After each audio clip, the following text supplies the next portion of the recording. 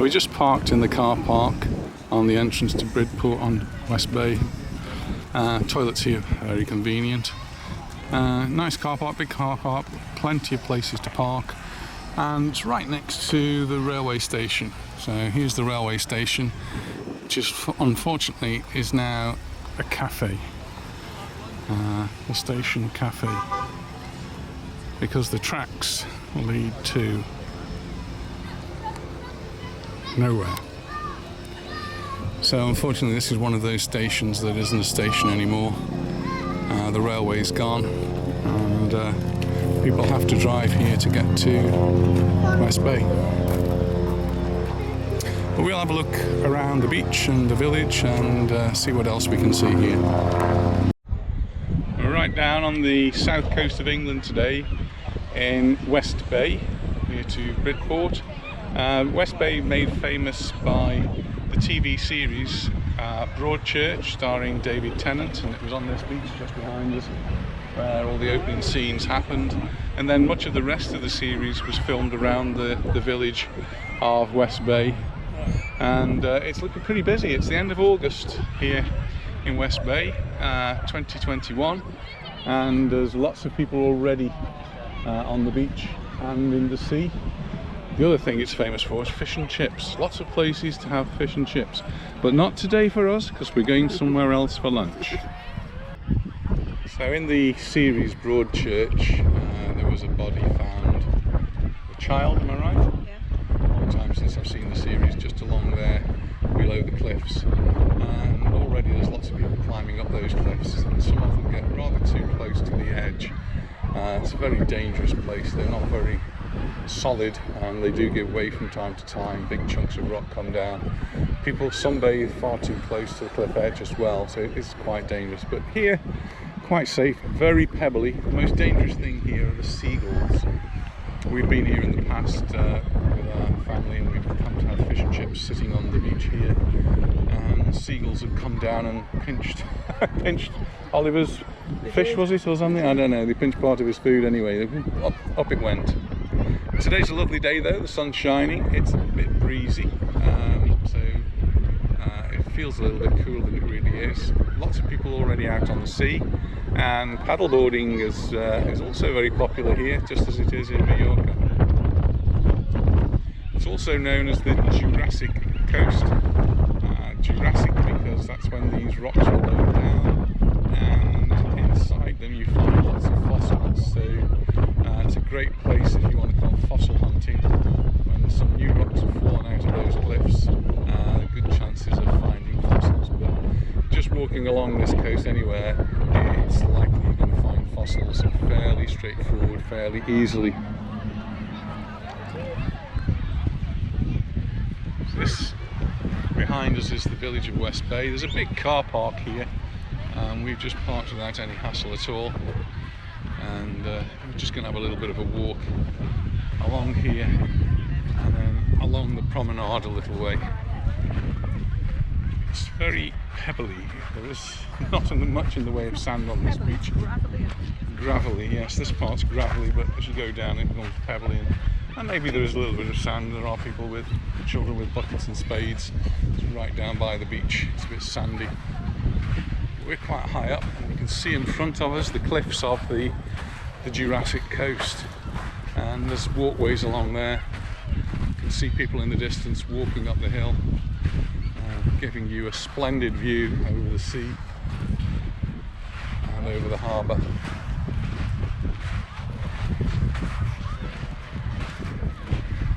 There's the Bridport Arms, thatched, and here's another thatched cottage right by the edge of the sea, all protected actually by this big mound of gravel. Anita's having a bit of an issue because she's only got her flip-flops on and they keep filling up with these little stones, so it's quite uncomfortable. I think I'll help her along. We've just come away from the beach because the pebbles were getting into Anita's shoes. So there's the Bridport Arm, so that's the beach where we've just come from. And we're just going to walk a little bit around the harbour here.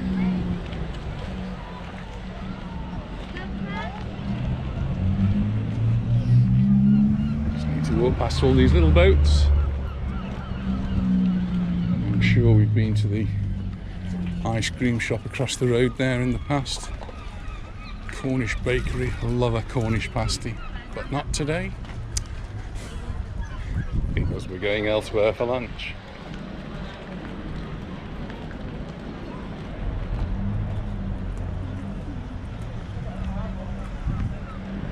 Once you're out of the breeze, it does actually start to feel a little bit warmer, you think? A little bit, yeah. A little bit. Not quite parasol weather, which is lucky because she forgot to bring it. I didn't forget it, it would fit in the case.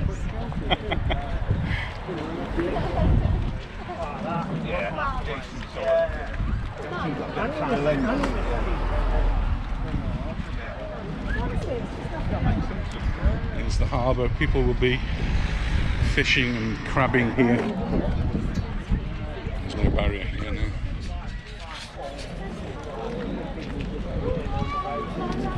And across the road are all the places where you can get your fish and chips. So they're like little huts, but they're actually fish and chip shops, so you can get your fish and chips from whichever one you fancy. Pretty much all sell the same sort of thing. But this is a working fishing port, so we've got some fishing vessels across the way there. And they also do tours. The market stalls along here as well. You can't get it. You can get it on the iPhone. Very crowded, and unlike Mallorca, we don't see people wearing masks. No masks. Tattoos and braiding, that's popular here too.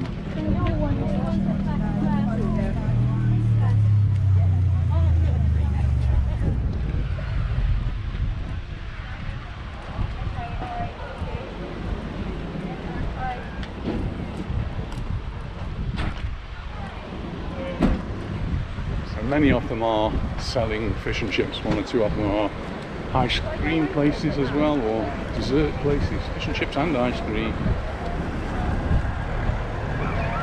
This is a tidal area and it looks as though the tide's quite high. It's not high tide, but quite high. How did you go out to get your money back? At least some big boats, isn't it? And boat tours.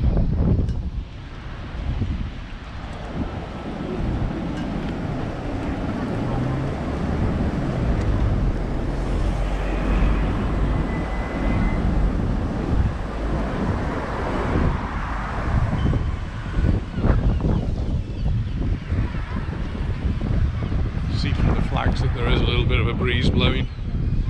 Got on my hat to blow off. See how busy it is as well.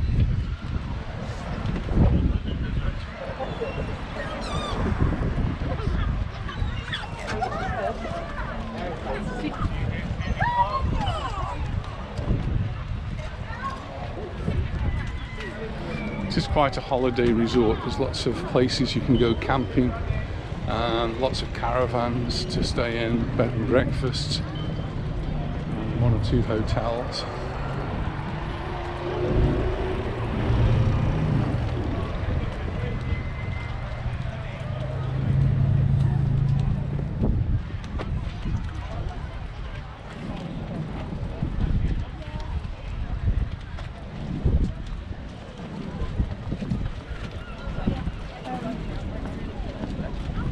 We're just walking around the harbour at the moment. And then shoes are...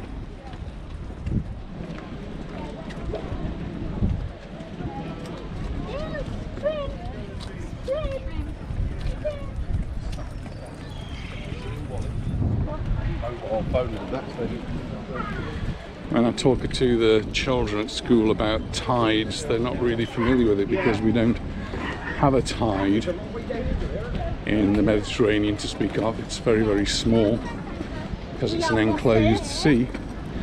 But here in England we do have a tide which can be quite significant. At the moment this is fairly high tide. It's not high but fairly high. The water will go down quite a bit from here. But if you look in the wall in front, you can see where the seaweed is, and so that does get submerged. So I'm not sure whether the tide's coming in or going out, but if it was coming in, it will actually go another almost a metre higher before we got to full high tide, and if it's going out, it will probably go a metre lower. It is quite significant. We just walked up from the harbour, and there's this circular building here, which I believe in the Broadchurch series actually doubled as the police station. So it's a cafe actually. When we were last here, we went in there for coffee. So we were away from the pebbly beach, we were away from the cliffs, so it's fairly low here, but there's a nice promenade just coming onto.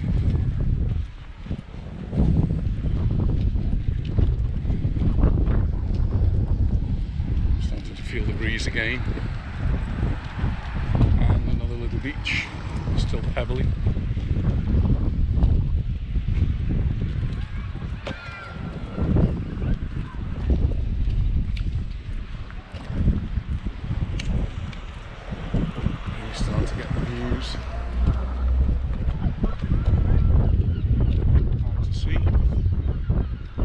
Ships out there. In fact, I can't see any ships out there.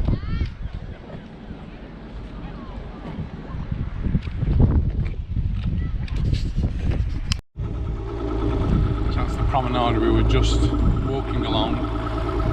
Lots of rocks here. We have a sea wall which is protecting the harbour, and a little bit of a pier. So we're going to take a little bit of a walk along the pier. And that'll actually give us a nice view of the Jurassic Coast and the hills above West Bay.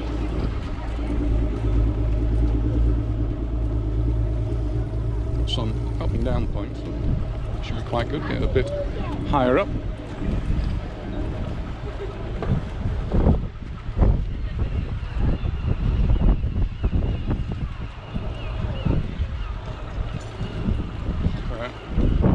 Even though it is windy, it seems to be quite calm on the sea. There's a few ripples, but no big waves.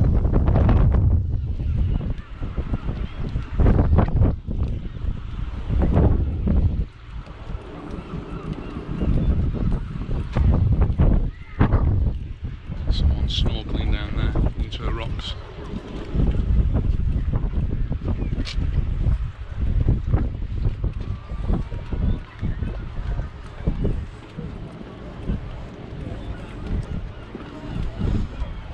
We're getting a good view of the cliff face.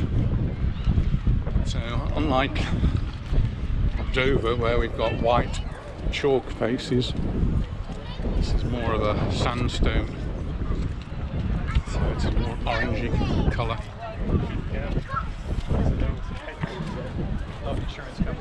It's quite soft, it's quite brittle, and every now and again a chunk drops off into the sea. But having said that, people still get very close to the edge, sometimes risking their lives and losing.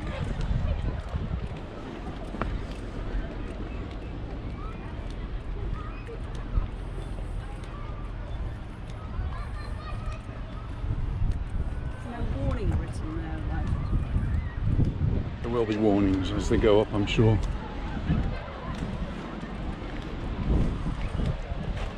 But you can tell people not to go too close to the edge. You can tell them not to sunbathe too close to the base of the rocks falling on them. A lot of people just don't listen though.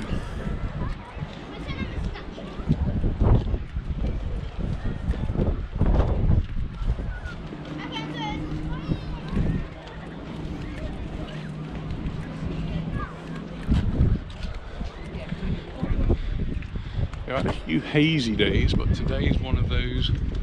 It's a lot clearer, and the horizon is very clear, very crisp.